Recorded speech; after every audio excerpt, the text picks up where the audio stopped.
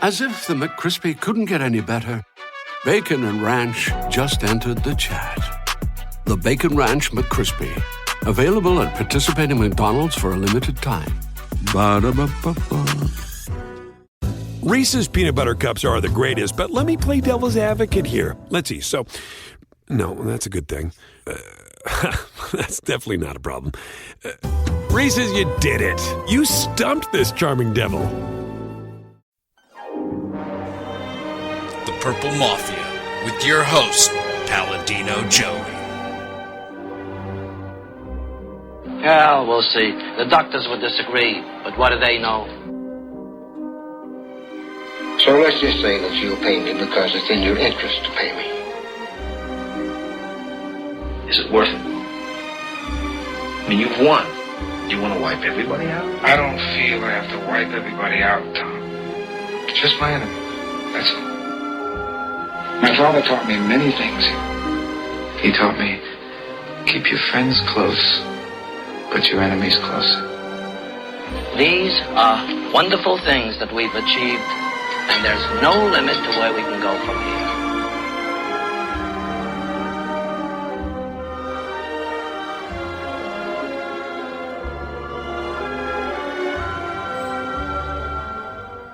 Welcome to the family once again here on Purple Mafia, episode number 95 of Purple Mafia. It is Sunday, September 18th, 2011. I am your host, Joey Wygen, or Pelican or Joey.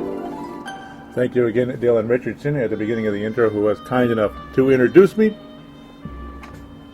Well, Purple Mafia is available on thesportstuff.com and on iTunes. I thank each and every one of you always for downloading and listening to this show. It means a lot to me, and I hope it means a lot to you. Well, we're just going to pretty much get right into this thing as quick as possible, because there's really nothing else to talk about in terms of, oh, it's a special day for this, or this is special, or that. Well, it's special, all right. Oh, it's very special. The Vikings statistics are getting kind of weird. Just a little bit. There's some ugly numbers, folks, in the second half of football games. In fact, extremely ugly. Of course, the Tampa Bay Buccaneers victors in the Metrodome today, 24-20 over your and my Minnesota Vikings. Yours and mine. The Purple People Eaters. The Purple People. The Purple Mafia, whatever you want to call them. I'm very proud to say Purple Mafia, at least on my side of things. Well, of course, we're going to get to the tweets from those of you out there that were kind enough to tweet. And of course, the Facebook page, facebook.com/Purple Mafia Show, twitter.com/Purple Mafia Show. Like and or follow the respective pages if you could. I'd appreciate it oh so very much. Welcome and join the family. Would appreciate it always. Some nice conversations on here overall. Yes, indeed. Well, we're going to go to the Facebook page first this time. Generally, I go to the Twitter, but we'll go to the Facebook page. In fact, I'm going to kind of merge the two together as best I can. I'm going to merge the two together. Yep, we got some comments popping in here. The last time I was on just a couple hours ago, there was only a couple comments. It's gotten pretty busy, though. Yep, Sebastian. Really back around Sebastian Balls. Love to have Sebastian on board. Love the participation by you guys. Sebastian, Tony, Brent, Dan Taylor, Chris Tucker, and Nick Borboom. Absolutely awesome to have you guys on here. This is great. Great to see the participation by you guys out there. This is awesome. I'm going to kind of try to do both, since both of them are kind of, in-game type stuff. And or, well, actually, some of it's before the game. So I'll start with the Facebook page. Anthony Batista, of course, nice enough to post. Now, this is late last week. These are kind of comments after last week's game, and we can always get back to that. Now, of course, we're going to review the game. That's what we're doing right now, and we're going to preview the Detroit Lions visiting the Metrodome, the new Mall of America field. It's, well, obviously it's not new, but kind of new. The roof is new. The turf is new. It looks pretty different. I really like the roof, actually. I like the roof a lot. It's kind of got a more of a see-through center to it, so it's really lighting things up in there. That's kind of a cool idea. You get a little bit more feel of sunlight in that building now than before. Cool idea. Very cool. They kind of modernized the dome a bit. Of course, new turf as well. You see the green and the lighter green kind of in 20-yard blocks. You could say 20-yard blocks. Hey, it's cool. I like the new look. It's great. Of course, we're still trying to get a new stadium, but for now, for the next 3 to 5 years, perhaps, depending on how long this takes to get a new stadium, it takes about 3 years to build one. So, the next 3 to 5 years, the Metrodome will look fairly nice. It sure will, I think. I actually kind of enjoy football in the Dome, as I tweeted about earlier today. I kind of enjoy football in the Dome. It's old school. It is. It kind of takes me back to the 80s and 90s. Of course, those of you that listen, you can tell I'm kind of an 80s guy. You know, of course I am. Grew up in the 80s and 90s. Appreciate them both very much, and that's why. That's why I kind of still appreciate the Dome, even though it's not necessarily the best sports venue in the country by any stretch of the imagination. All right, talking too much about something else here. I guess it pertains to the Vikings. But no, Anthony Batista, of course, Anthony from LA, says, what happened to all the double tight ends? Oh, and what's up with those 2 Wildcat plays of Webb? Exactly. They were completely ineffective, and they actually derailed the Vikings' chances last week against the San Diego Chargers. The tight ends, it's like, well, hello. They didn't even throw to the tight ends last week. That was cute. You did actually see Rudolph and Schenko a part of things this week in a nice way. Actually, even Jimmy Kleinsasser, in a sense, looking good. The veteran Jimmy Kleinsasser, a part of things there. You got to like that. Batista again says, still mad we lost, even though we won the turnover battle, averaged over 6 yards a carry, and scored on special teams. And it's like, yeah, that's a phenomenon. It really is. Doesn't make sense, and it's one of those games you let slip by, and you remember it all year. That's a game we probably should have had. And, of course, the Tampa Bay game today, absolutely, is a game the Vikings should have had. They were leading 17-0 at the half and lost 24. Excuse me, they were leading 14-0 at the half. Okay, 17-0. I'm just an idiot. Sorry. 17-0 at the half and lost 24-20. Thank you very much. Thank you oh so very much. Anthony again says next week is Tampa. Of course, this week we should run the ball good or even better. Just don't like that they got a pretty big boy in running back in Blunt. And yeah, I mean, I figured Vikings needed to have a more aerial attack, as I was talking about in episode number 94. Vikings need a more aerial attack to prove that they can pass the ball, complete the passes, and get it done. Well, in very minimum in this first half, the Vikings, the Vikings offense, the passing game and the running game, especially the passing game, though, was pretty darn good, actually, in the first half. It was more than worth a watch. It really was. So the Vikings offense looked good. McNabb, accurate, and very quick release, especially on one of those touchdown drives that ended with the Adrian Peterson run. It was a very exciting offense to watch in some cases. In fact, one of the field goals ones that should have absolutely been a touchdown. McNabb was as sharp as you can get as a quarterback. It was pretty much hike, pass, first down, like boom, boom, boom, and it basically was that quick. I like that. That's the part of the West Coast offense that I like. McNabb looked awfully good in it at that particular time. Bernard Berrien, Sebastian Ball's opening the Pandora's box here, the can of worms, saying a certain guy's name again. Oh, when you say this name, it just drives me crazy. And of course, it drives everybody crazy. It drives Sebastian crazy, I'm sure, to hear this player's name mentioned on the screen and to see the result. Brickhands Berrien drops another. And wasn't it the truth? Right at Bernard Berrien. It was not underthrown, was not overthrown, was not off to the side. It was right at Brickhand Berrien. I called him Stone Fingers. Same difference, right? I called him Stone Fingers last year, or I also said his hands were square because he can't touch it, like the whole B squared thing. And Bernard Berrien, pretty much showing his true colors again today. Oh, but he did have a 17-yard catch at one point. That was like, yeah, that was front page news. I had to mention that in the Twitter account. Oh, and it was front page news. Absolutely. This generates a little conversation here, though, something that Sebastian Ball says. I'm going to get to this first before I get any further onto the Twitter account, move into the Twitter account. Of course, this is, again, the Facebook page, facebook.com/Purple Mafia Show. Like it on Facebook. There. That's all I got to say. Go to Facebook, look up Purple Mafia Show, and like it.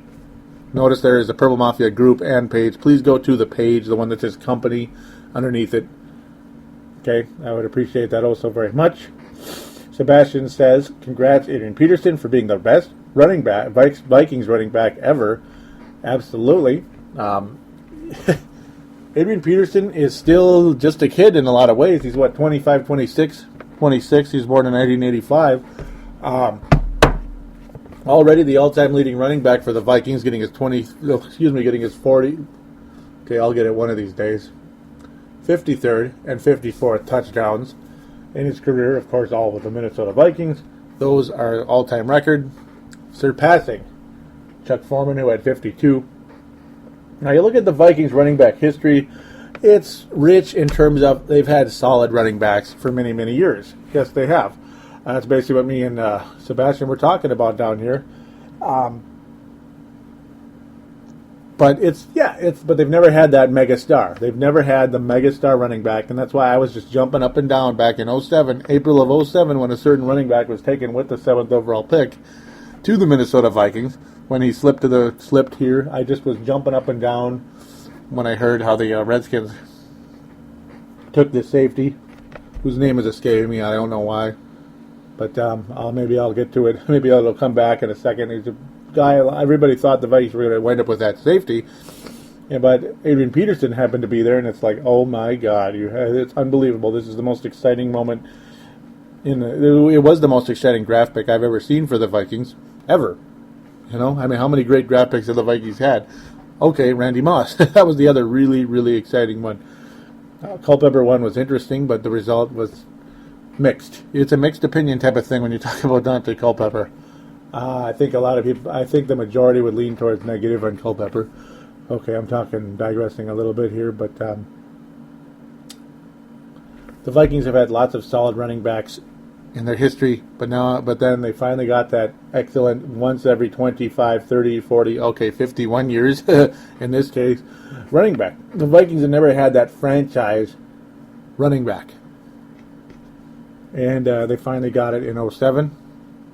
Adrian Peterson is that guy, and he already, at age 26, he leads the all-time touchdown category, the yards soon to follow. That was Robert Smith. Amazing career already for Adrian Peterson. I mean, we've seen some decent running backs come and go. Robert Smith could have been a lot better had injuries not plagued his career early on. I mean, it was like ACL every year, it seemed like, with that guy. It was really weird and frustrating. One year it was chicken pox. It's like, what the hell, man? Who has chicken pox when they're in their 20s? Like, that's rare, really rare. It's like, okay. We had Terry Allen, who was very, very good, but ACLs, Like, what do you do? You had Ted Brown, who was very good, but never great. Chuck Foreman was better than good, but not great. Bill Brown was kind of a blood and guts type of runner way back in the 60s and early 70s. A white running back, obviously, because that's back in the old days. But again, more of a blood and guts type of guy. Probably what Toby Gerhart is in the modern terms. Toby Gerhart could be that Bill Brown type guy with that very aggressive style that he brings to the table. And he's starting to show some skill, folks. We're going to talk a little bit about Toby Gerhart today. That was very, very fun to watch. Okay, now we'll get to the Twitter account, the mentions. By those of you out there, Vikings fan page, Kevin McMahon retweeted what I had to say when myself and Vikes Princess, when she said, when the receiver jumped in the air, immediately I knew it wasn't Berrien. He couldn't, and Kevin McMahon loved that comment, basically said LMAO, because it's just one of those deals. Yeah, he actually jumped for it. He didn't just kind of put his hand up and say, oh well, I dropped it. Ah, well, next play. because Berrien never goes after the ball. I've never seen Berrien dive after a ball. I've never seen him change direction. He just puts his hands out, and that's it. So it's one of those things. Don't tell me that Bernard Berrien couldn't do this or couldn't do that, and that it was just a bad pass by McNabb. I mean, Paul Allen of KFAN, wonderful, just, a really cool dude, and an awesome, fantastic play-by-play voice of the Vikings, and of course a really good host on KFAN, the Paul Allen Show. Never actually got a name for it. Some people nickname it the Paul Allen Project. But he kind of, I thought he just fell on the sword a little bit for Bernard Berrien last week. I mean, come on. Bernard Berrien puts very little effort going after the ball. And I know, okay, ragging on the guy over and over and over and over again has got to wear on the person. And yes, they make a lot of money, but still, it's like walking on eggshells. Every time you don't make a play, everybody's stomping on you and just stomping on you constantly. And trust me, I know what that feels like, folks. You're walking on eggshells. You're more prone to make mistakes or not make a play in that situation. But at the same time, this SOB puts very little effort into it. If you want people to get off your back, you want to prove yourself as a above average to maybe even elite receiver. If you really have any heart at all, he could have been an elite receiver if he really had some heart for the game. But quite frankly, I'm not seeing it. I'm not going to come up here and just bash and scream and freak out. I mean, the way I'm coming behind the mic this year, it's kind of like, again, another mixed opinion type of thing. I don't know whether fans want me to come up here and rant and scream and yell. I mean, because I know some of you like that, and some of you would probably feel that way about the team, the play of the team, and certain players on the team. And others of you are like, oh, he's way too negative. Gosh, he's way too negative. I'm not listening. So ultimately, I'm going to try to find a middle ground. I'm going to try to find a middle ground. Boy, that was a familiar sound, wasn't it? So we got bells chiming everywhere. But trying to find a middle ground here. I'm trying. I'm going to give you the emotion that I have, and I'm going to try to be objective, and I'm going to try to do the best I can to let my experience do the talking. Obviously, a lot of you out there very, very, very educated in this sport, very educated in this league, the National Football League.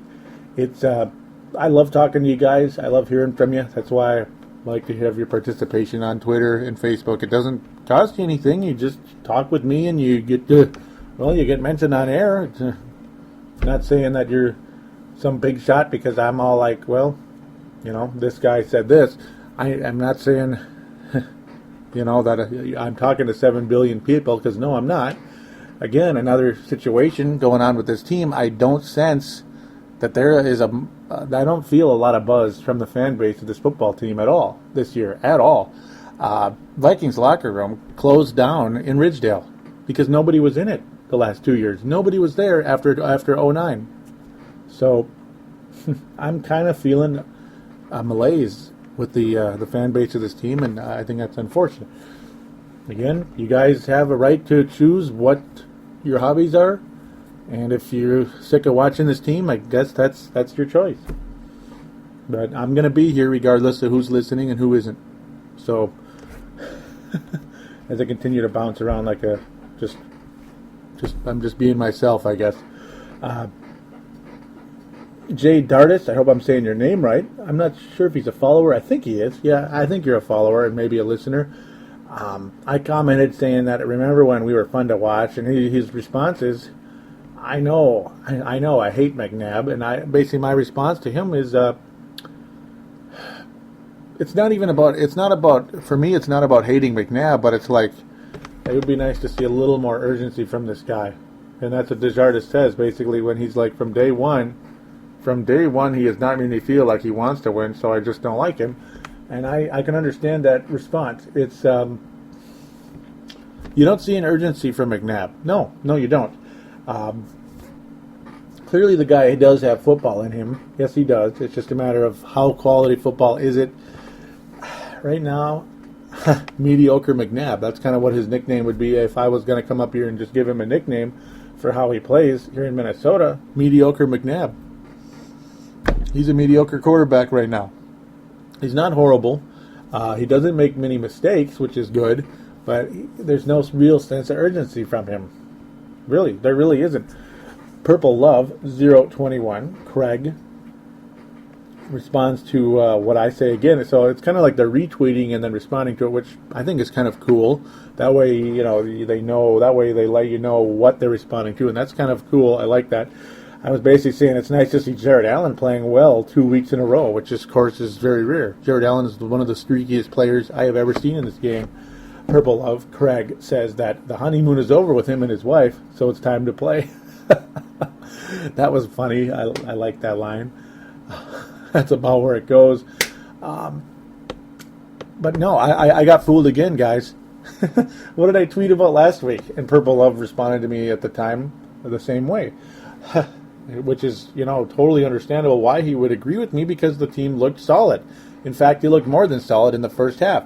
McNabb was hurling the ball, completing it to receiver after receiver. Adrian Peterson was blowing through people. Jared Allen was getting sacks. Robinson was frustrating Freeman constantly.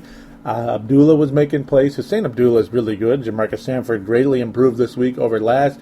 Winfield is Winfield. He's the best Gall-Dang cornerback or defensive back on his team. He is. Cover up my swear word there. Okay, I didn't swear, but yeah, he's the best gosh darn defensive back on this team, probably since the old days, at least the 80s. I mean, that guy is just ridiculously awesome, is Antoine Winfield. But no, I made a comment saying that this does look like a 10-6 football team right here. And, they look like a team that can play. A very solid team, a playoff team. The quarterback that is more than competent, above average, completing passes, very mobile, whatever you want to say. Receivers were catching the ball, like Michael Jenkins, like Percy Harvin, who was outstanding today. Adrian Peterson was wonderful as well. Obviously, as I said already, Toby Gerhart all over the place on that field today. Very, very cool. But he responds with, Purple Love does say, agreed about the looks of a 10-6 team. As bad as we played last week, we only lost by 7 on the road, and the signs are good. And yes, they were, Craig. They were very, very, very good. I'll get back to the last two posts much later when we get into when we get to the end of the game review here. Boy, oh boy, oh boy, oh boy, oh boy, oh boy, oh boy, oh boy, oh boy. What a game. So yeah, I mean, speaking of the second half, yes, the score was 17-0. We got this thing, man. We got this by the ass. There we go. I'm swearing again. But we did. We had it by the butt. 17-0. Vikings looking awesome. Defense is kicking butt. They look like the home team Vikings when they're at home. The defense is much better. McNabb playing with some energy. Not much urgency overall in the game, but playing with some energy. Peterson playing like a legendary running back. You can't go wrong. 17-0 lead at home. The Bucks, Freeman was making some mistakes here and there. Interception. Later on, the interception was actually in the... Man, what a weird game. Interception was actually in the second half. It was like exactly the same as last week. It's like, what the flip? Okay, I'm trying not to get too freaky and sounding weird, but what the heck? It's like, how could the game be this similar? I mean, it's one thing when there's similarities between one week and the next, but I mean, it's like exact. It's like the games between the 2 weeks literally mirrored each other. It's just the Vikings look better this time around, but overall, everything mirrored each other. The Vikings do look like they're dominating in the first half. We got this thing by the butt, by the whatever. You get the idea. We got this thing. We're gonna win, big time. We're gonna be a playoff team for sure because we look really good. And then the other team, Tampa Bay or San Diego, comes out, scores right away in the first or second half. The other team, Tampa Bay or San Diego, playing with a lot of momentum, but intercepted. Here we go, like the Jared Allen interception last week and the Abdullah interception this week. You're basically like, there we go. That was the big play right there. Now we got it. We'll be okay. We're still ahead, so we'll be fine. No, we're not fine. Because we got nothing out of it. Zero, folks. And I'm going to make this the title of the show this week. I'm going to say it right now. I'll say it right now. Not trying to jump ahead or anything, but I'm not going to talk about the game like I'm reading a book anymore, like I kind of had been doing the past couple of years. This is it. This is the stat of the week. This is the stat of the 2011 season thus far. And I just wrote this. I wasn't like, well, touchdown Buccaneers. I didn't need to say this because this stat said it all right here. 2011 second half update, because I was updating it during the game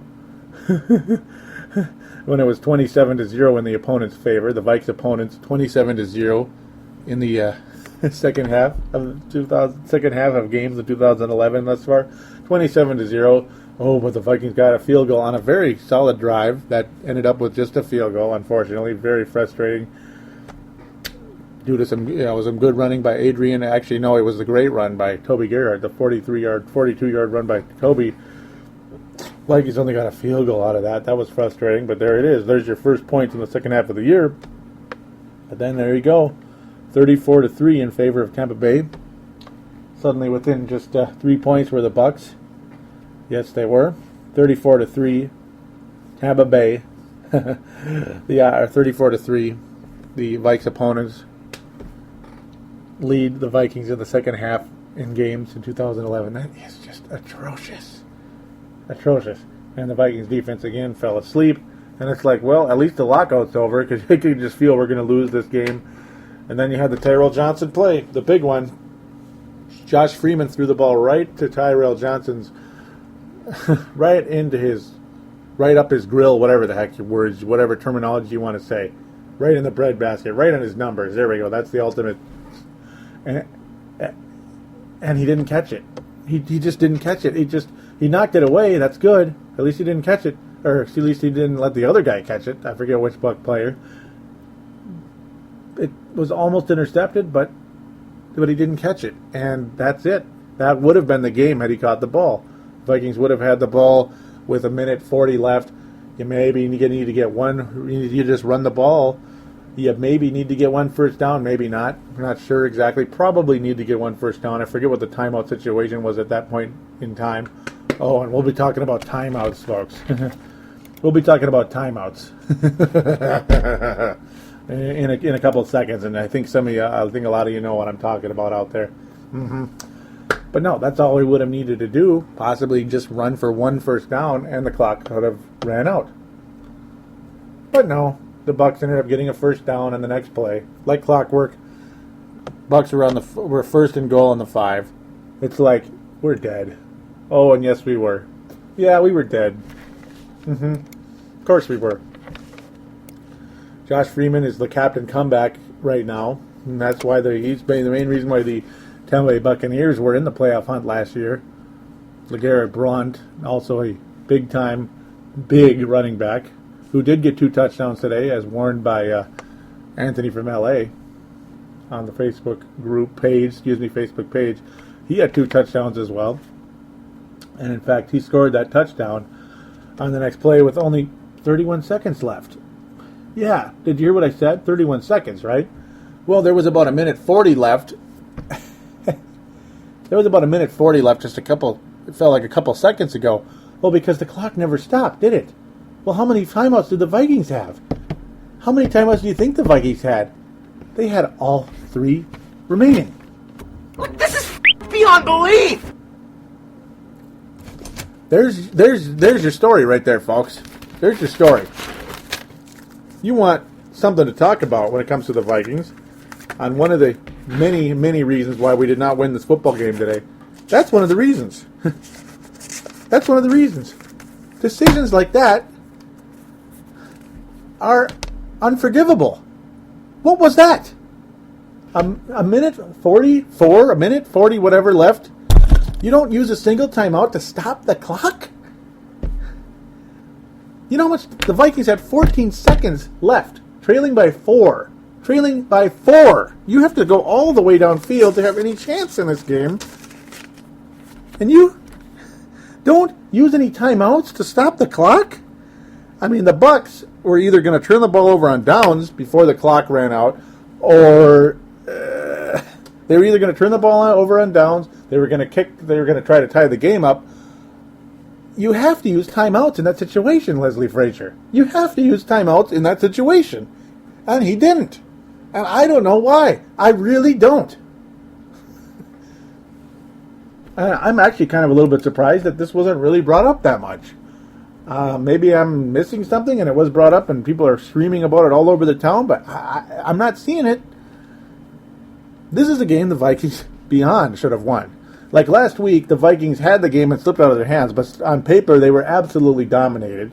But when you look at the four major statistics here between the Vikes and Bucks, first downs, Vikings win 25-18, yardage, 390 Minnesota, 335 in favor of the Vikings again. That was, of course, 390 to 335 over the Bucks. Turnovers, it was a tie, 1-1.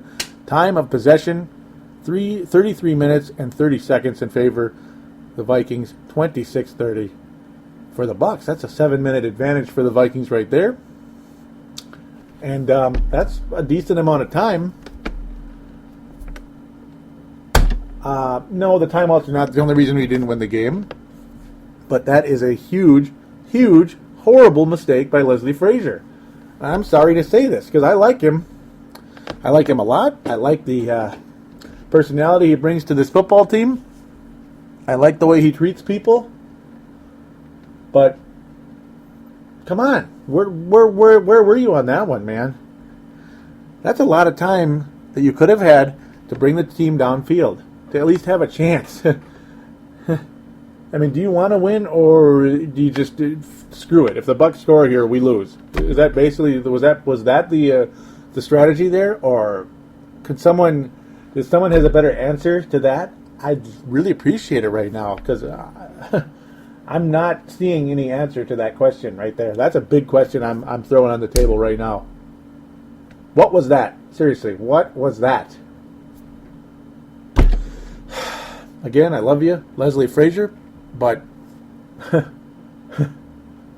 when your team makes lots and lots and lots of mental errors down the stretch, defensively and offensively, I mean, there were some major mental mistakes in this game, and the coaching making mental mistakes here. And yes, that is a mental mistake by the head of the coaching staff, because I don't think any explanation that the coach would offer about that there is gonna make me feel better, and is gonna make anybody feel better that understands the game of football. Why would you do that? I mean, Frazier, come on, you're a smart guy. I don't get them. I don't get it. I don't get it. It's like, did you forget something, or what happened here? Were you just so shocked that we were going to lose the game, or what the heck? What the heck? All right, I'll get off that. I'm talking about it way too much, but I guess that's what we show hosts do sometimes. We just talk too much, right? Well, that's why I need some of you to call in. 209-736-7877. 209-736-7877. It is a voicemail. Do treat it as such. Mention you're calling in for Purple Mafia. And do the talking, folks. Join me in the conversation. Thank you so very much.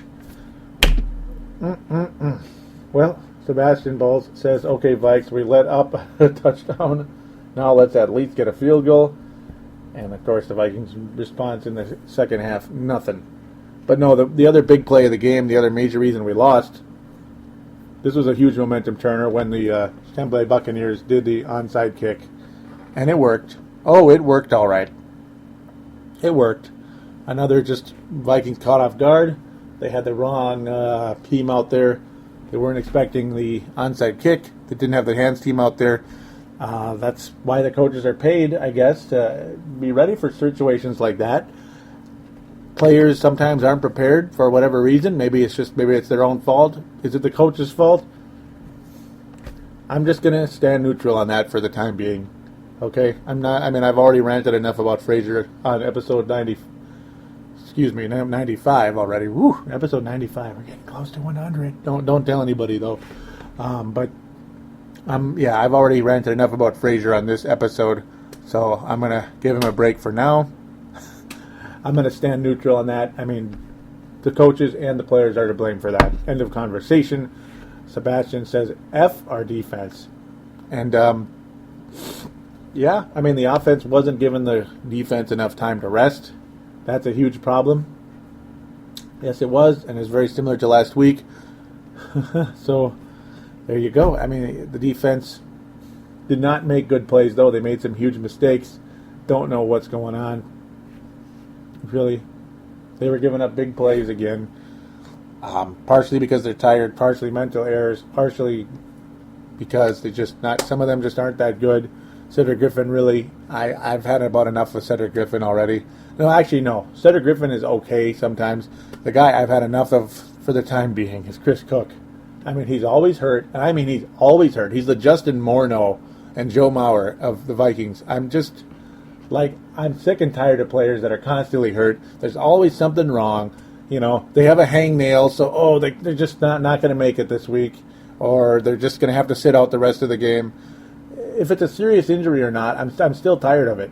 You know, I'm tired of it. I like players that are durable, that can get it done consistently. Guys like Antoine Winfield, though he had a sucky 2009, which is kind of funny. The 1 year the Vikings were great. Antoine Winfield had his suckiest season as a Viking because he had a serious problem in his foot. He had a break in the middle of his foot. Yeah, that sucked. But, okay, too much digressing. Sebastian also says that Jared Allen gets us fired up. And what happens? Picked by Abdullah in the end zone.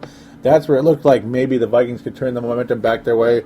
But just like last week, we were fooled again. Fool me once, shame on you. Fool me twice, shame on me.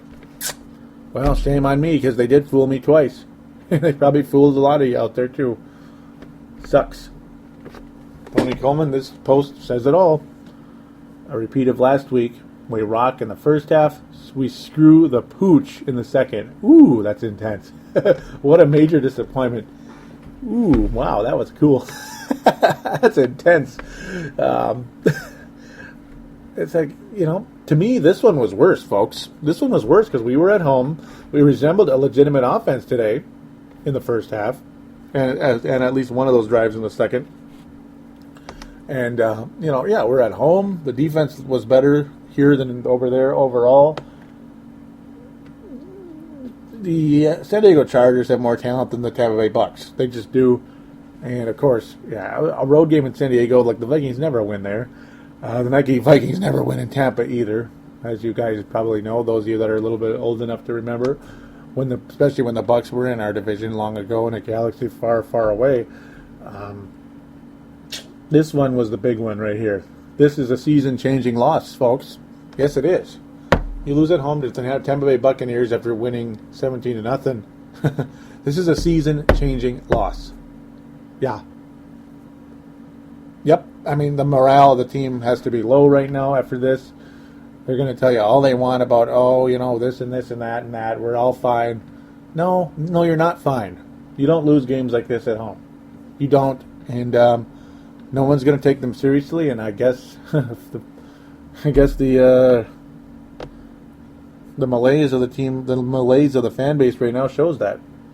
There are those out there that are blood and guts loyal to this team, and I appreciate you guys also very much. Like the Tony Colemans, Brent Jacobson, Sebastian Balls, Dan Doro, Dan Taylor. You guys are unbelievably great. Of course, Chris Tucker and Anthony from LA as well. You guys are blood and guts loyal to this team. Nick Barblum, too. And then there's the Kool-Aid drinkers out there. I won't say their names. They actually don't post. They don't usually comment with me very much on here, so... That's the funny part. I don't think the Kool-Aid people really like this show very much because I'm more blood and guts loyal than Kool-Aid. The blood and guts fans are more willing to criticize, and I think we're more honest about this game and this team. We're the kind of people that say, "Hey, Tom Brady had a great game last week," not, "Oh, screw Tom Brady, I hate him." No, he had a good game last week, and he had a good game this week too. Brent Jacobson, we're even willing to say Detroit played well and Green Bay played well. Because they did. Yeah, they played well. Oh my God, did I say that? You can't say that about a division opponent. Yeah, they played well. I don't have to like it, but they did. Okay, Brent Jacobson says, "Damn it, Vikings. If games were only 2 quarters long, the Vikings would be undefeated. But since there are 4 quarters, they are winless.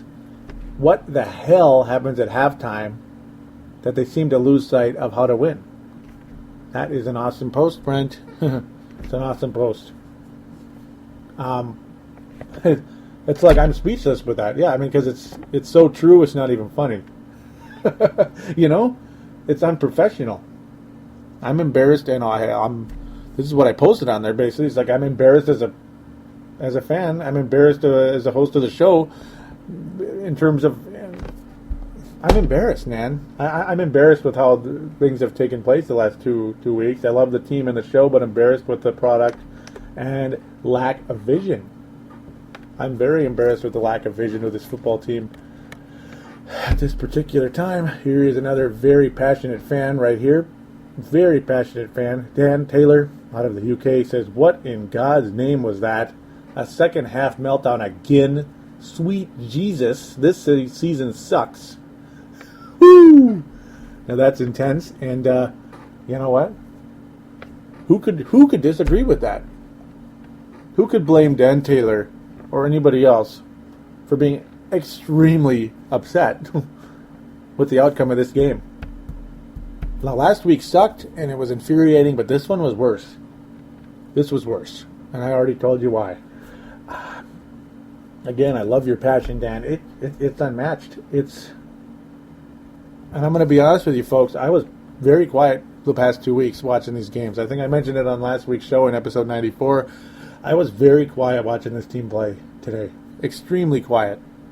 You can hear me talking now probably because it was all pinned up inside and I was saving it for the show. But I was very quiet watching this football team the past 2 weeks because I'm extremely numb. I mean, I've been watching this team since 92. Been through a lot. I mean, the painful... the Vikings got my hopes up back in 92. Obviously, a great season, 11-5. Maybe they could be an underdog team in the Super Bowl. But no, they got beat at home by an old, mediocre Washington Redskins team, 24-7. They were uncompetitive.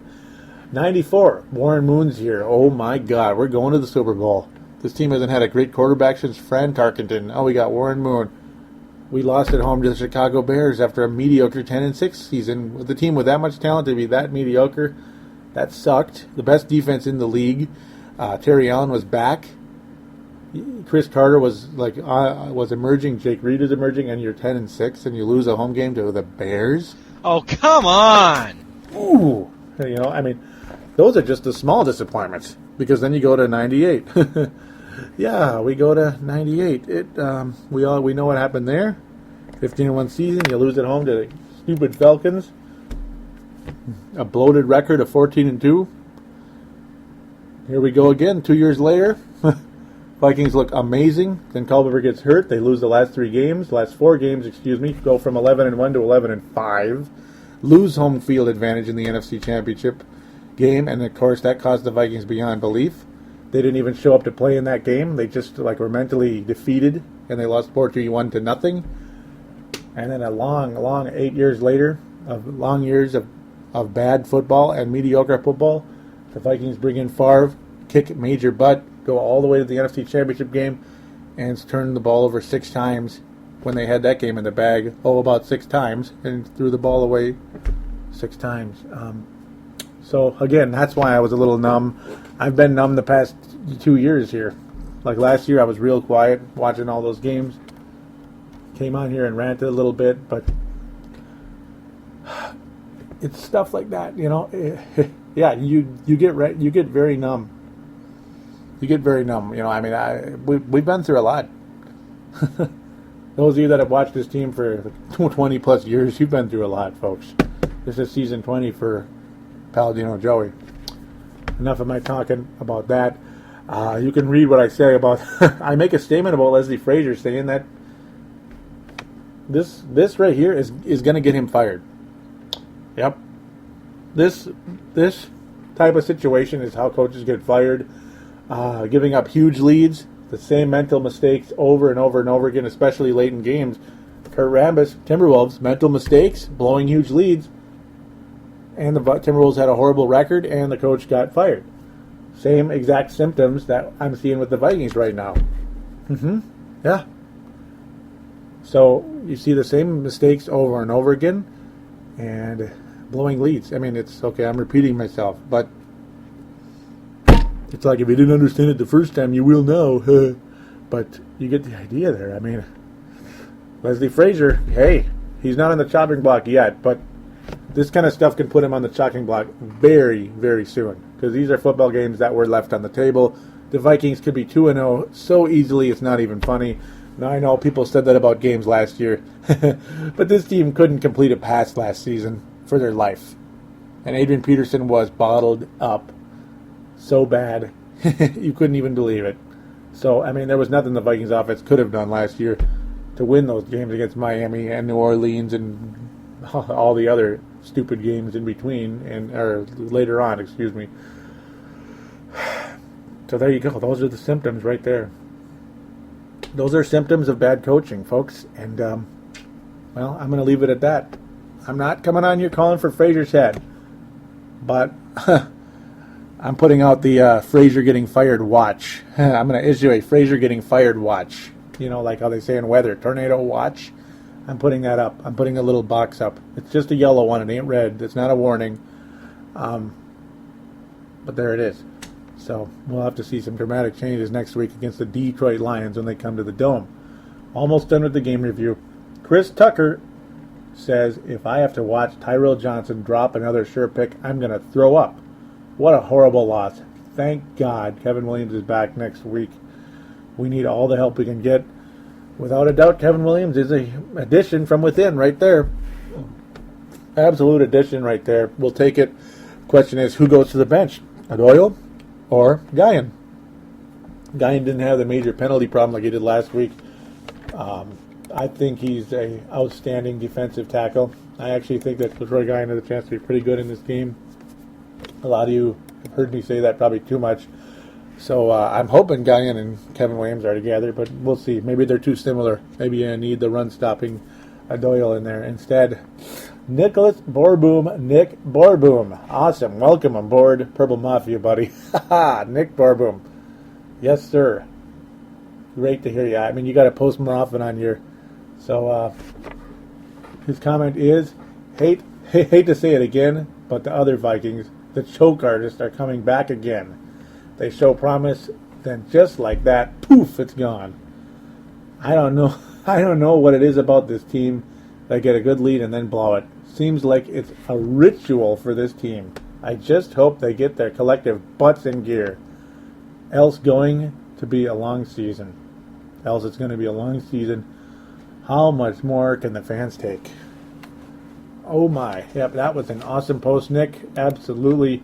There's no doubt that how much more can we take? There's a reason why I'm getting numb. There's a reason why the Vikings locker room closed in Ridgedale.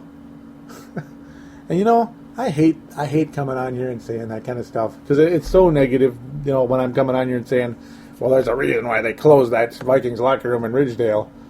But oh man, it's because people are tired, they're numb, and it's you know, it is what it is. Facts speak for themselves.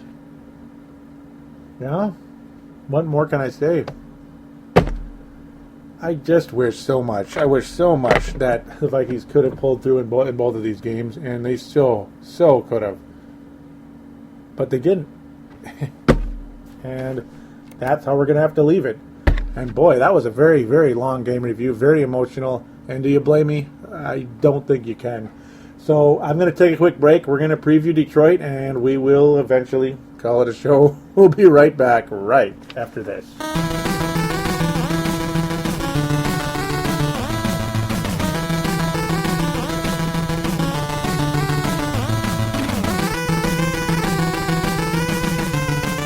And we are back here on Purple Mafia, episode number 95, which is a reminder for all iPod users, Microsoft Zune, as well as all other MA3 players. Thank you again for joining me here on the Purple Mafia show.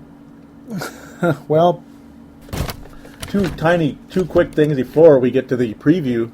The Detroit Lions visiting the Minnesota Vikings in the refurbished, partially refurbished Mall of America Field / Metrodome. Well, we're gonna first do. I gotta do the last couple of mentions here on the Twitter account. Dan Taylor basically saying we suck. He says it 3 times, I believe 4 times. We suck. Dan Taylor, yeah, not a happy camper. Very, very upset with how things took place in the game, and I don't blame him there. But now Farzin Vasugian the host of the Chiefs Zone, got really quiet on Twitter today because, well, his star running back, Jamal Charles, out for the season with an ACL tear against the Detroit Lions, next week's opponent. And his comment is, high school football continues because, well, as we sift to the NFC North preview, that's what it says, kind of or not preview, NFC North roundup, a brief NFC North roundup. The Detroit Lions win against the Kansas City Chiefs, 48-3. Oh my God! That is beyond remarkable. The Detroit Lions are on the prowl. Ladies and gentlemen, the roar has been restored. That is absolutely a fact. The roar has been restored for the Detroit Lions. They are the real deal, folks. They're 2-0. They're coming into the Dome. Again, real quick, though, Green Bay defeating the Carolina Panthers despite a 400-plus passing yard by the rookie, the super rookie, Cameron Newton in Cameron Newton. I just like to do that in Carolina, North Carolina, that is. And the Chicago Bears lose to the New Orleans Saints on Bourbon Street in New Orleans. 30-13, New Orleans Saints show up and pound the Bears. How about that? I saw the Bears actually winning that game, but did not happen. Did not happen. The Bears lose. They're 1-1. They could have been tied to the Vikings, but unfortunately, no, the Vikings are alone in last place in the NFC North. Green Bay and Detroit right now, the top two undefeated teams. Detroit Lions are for real. The roar has been restored, and that's who the Vikings will face next week. Oh boy. Oh boy. I don't think they're going to put up these type of numbers against the Vikings defense. Somehow I just don't think it's going to be this good, especially in the Dome, because the Lions never win in the Dome. They haven't won in the Dome since the 80s. And, okay, actually, maybe they did win back in 97. I'm kind of confused. Maybe they did. I forget. But other than that, they haven't won there since the 80s. Matthew Stafford, 23 of 39, 294 yards. But that's not the amazing part. It's the 4 touchdowns. Yeah, 4 touchdowns for Matthew Stafford. Ridiculous numbers yet again. Ridiculous numbers by Matthew Stafford. But the Lions also forced 3 turnovers on Matt Castle, 3 interceptions. They sacked him twice. That's not that great, considering the Detroit Lions defensive line is supposed to be all great. Yeah, they're really good, but not the most exciting numbers in that sense. But the 3 interceptions, well, that's a problem. Matt Castle certainly not really living up to the $60 million hype that he was brought in to try to make the Chiefs into the Western England instead of New England. Western England, Kansas City over there. Not looking good for them. Of course, Jamal Charles, ACL tear. Dexter McCluster and Thomas Jones filling in. LaRon McClain, also a member of those Chiefs. They did what they could, but whatever. Dexter McCluster lost a fumble. The Lions forced another turnover. That was actually 4 turnovers in that sense, but a total of 6 as a whole for the Kansas City Chiefs. Detroit Lions, a very, very, very, very, very, very dangerous football team. Very dangerous football team. The only good stat by the Kansas City Chiefs in this game was 5 catches for 101 yards by Dwayne Bowe. And he did not get a turnover, so good for him. Job at best overall. Oof, looking good. Okay, not really. On the ground, his numbers not spectacular, but above average. 3.6 yards a carry, 57 yards and 16 rushes. A touchdown. The running game in Detroit, not making anybody all that excited. But ladies and gentlemen, this is a very aerial football team, folks. Yes, it is. And the Vikings' pass defense has been very poor this season, especially in the second half of the games. Remember, 41-3. 41-3, which is the title of this episode. 41-3 in favor of Vikings opponents in the second half. That is getting crushed. 41-3 is the type of game where if that's a home game and you lose 41-3 to a division rival, you're probably going to get fired. Especially if there's any type of rap sheet. Like Brad Childress had a huge one, Dennis Green had a huge one, and they're losing getting blown out at home like that. Yeah, I'm just saying, Leslie Frazier, watch out, buddy. But there is a massive aerial attack in Detroit. And Kelvin Johnson, barely a factor on paper, though. Yeah, he did get 2 touchdowns. He did get those jump balls that were needed, or that they wanted. He did get 2 touchdowns, only 3 catches, 29 yards, which is funny. But the 2 touchdowns make up for the lack of yardage and receptions. Nate Burleson with 7 catches, 93 yards. Titus Young, it's like, who? Yeah, Titus Young, 5 catches, 89 yards. Javid Best, which is where he's actually better at this, 6 catches, 66 yards, 11 overall, but a 35-yard scamper for him. Titus Young also had a 43-yard reception, Tony Scheffler had a 36-yard touchdown. That was his only catch of the game. But you talk about an aerial attack. The Lions have it. Time to watch out, folks. Time to watch out for the Detroit Lions because, as I said before, the roar has been restored so far. How do you beat the Detroit Lions? I don't know. Quite honestly, I don't know anymore. The best thing you can do is hope for the best here. That's about it. Detroit Lions look like the St. Louis Rams in the late, in 99, 2000, 2001 right now, at least on the offensive side of the ball. Scott Linehan's offense is looking good in Detroit. It's starting to come through. Matthew Stafford finally showing what he can do in his 3rd year in the National Football League. Boy, oh boy, oh boy. Can the Vikings win this game at home? Yeah, but will they? Very hard to say. How did the Vikings win this game? Run the ball. Okay, yeah, you run the ball, of course. That's how they're going to have to win the game. They're going to have to run the ball as best they can.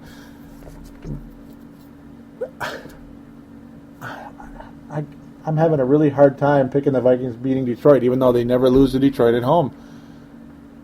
Because the last 2 weeks have just put me in a position where I don't know what to think. Yeah, McNabb has a quick release and can get the team downfield, but then he can't. But then he starts throwing incomplete passes. He's inaccurate. He was actually overthrowing people this week when he was underthrowing people last week. I mean, maybe 3rd time's a charm and the accuracy will be a little better. It's going to have to be smash-mouth football for the Vikings offensively. It's Toby Gerhart and Adrian Peterson here. It's going to have to be. Though, ultimately, I see the Lions' passing defense being a little bit weaker than the run defense, to be honest with you, overall. But then again, can I really say that? I mean, Jamal Charles and Dexter McCluster did get through. Even LeRon McLean had a 12-yard run in this game. Dwayne Bowe ran for 12 yards in this game. Adrian Peterson has had a very significant amount of success against the Lions. What can I say? The simplest, silliest thing I can say is just play well. That's it. The Vikings obviously have the talent to beat the Detroit Lions. You have the running game to beat the Lions. And clearly there is enough talent in the passing game for the Vikings to beat the Detroit Lions because Percy Harvin was all over the place today. Lots of catches today. He was very good overall. Yes, he was. Adrian Peterson blew through. He had 120 yards in the game today. I can't come on here and tell you that Adrian Peterson can't run the ball on the Lions. I can't come on here and say that. Obvious can. It's more than obvious that he can. 120 yards, 2 touchdowns. Michael Jenkins looked okay, but really the receiver on this team that's sticking out above everybody else by far is Percy Harvin, of course.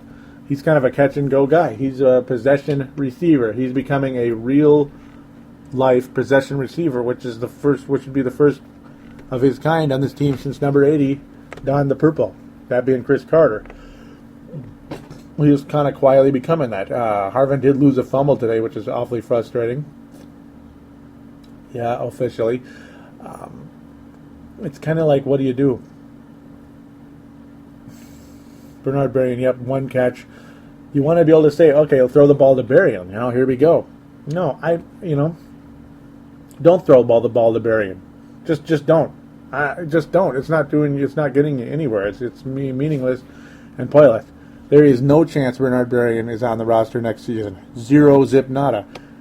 Absolutely no chance he returns. I'm making that prediction right now, and it's a very easy one. It's like, you want to come in here to say a formula of success for the Vikings in this game. The best thing I can say is give the ball to Peterson. The most simple thing you can do is give the ball to Adrian Peterson, who lost his first fumble today. Yeah. He didn't lose a fumble. He lost the ball, but it was not the ball. The possession was recovered by Anthony Herrera. But an unofficial fumble, you could say. He lost possession of the ball. Toby Gerhart able to break through on multiple plays today as well. He had a 31-yard carry and a 42-yard catch and go, which was going to be a short first down type play that ended up blowing up into a big 42-yard play that wound up only a field goal. To me, I think it's Toby Gerhart and Adrian Peterson. Toby Gerhart, Adrian Peterson, and Percy Harvin. Those are the guys that will win the game for the Vikings against the Detroit Lions next week. If McNabb is sharp, like he was in the first half today, he had 153 yards in the first half, so that means he had 70 in the second half. Not terrible in the second half, but certainly not as accurate or as aggressive. Adrian Peterson's numbers were lower in the second half as well. Just nothing really clicked for the Vikings. We didn't have the ball long enough in the second half for Adrian Peterson to get anywhere, for Adrian Peterson's numbers to really blow up in this game. Vikings, again, the pass defense, I think Detroit Lions defense is not that scary. They did only get to Matt Castle twice today, but it's an emerging defense. It really is. But I got to think the more likely success will be to get the passing game going. Though, on the other hand, Detroit did get 3 interceptions on Matt Castle. So it's kind of like, what do you do? The ultimate plan, I got to say, is run the ball as much as you can and hope for the best. Hope your defense can force some turnovers on Matthew Stafford.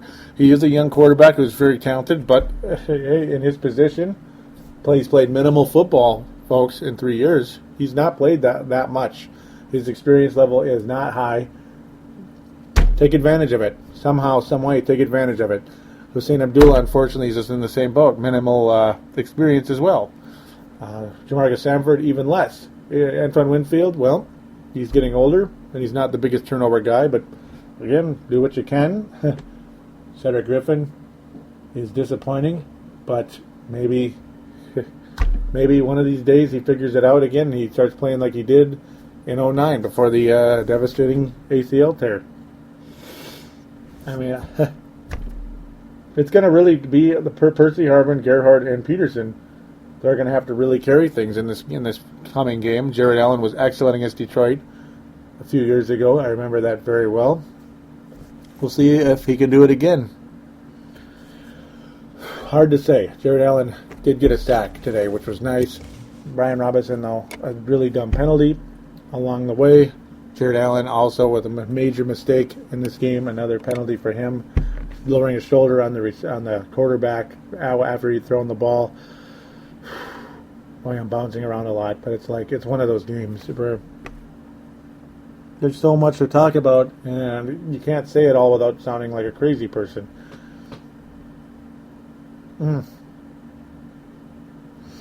Everson Griffin also had a sack today, by the way, just throwing that in there. That was nice to see. He was a factor defensively, was Everson. But really the best thing we can do is try to run the ball as much as you can against Detroit. That's ultimately the formula for success that I can come up with. Detroit does have a ball-hawking defense.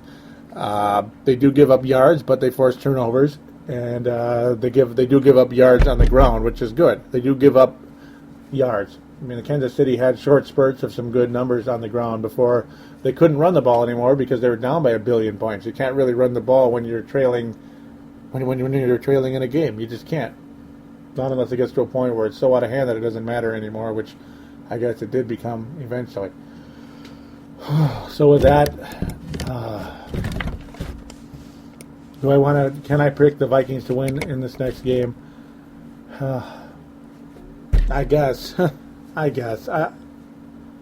I'm so ready to pick them to lose against Detroit. I'm so ready to do it. But I got to think this team is going to be beyond hungry, beyond frustrated. It is a home game. Like I'll say a billion times, it is. The Detroit Lions never win here. And if they do, I'm going to be pretty disappointed, but it's very possible. But the Vikings will try to save face and try to help Leslie Frazier not get on the position where he's seeing red this early in his coaching career, because he will be if the Vikings lose to Detroit. If they get stomped by Detroit next week, Leslie Frazier will be seeing red very early. Watch out, because this team is not going to tolerate this very long. I don't think, regardless of how much you like the guy, this can't continue. If it's the same crap again next week, he's going to be in real big trouble, I think. With that said, I want to be able to. I don't even know how to be able to.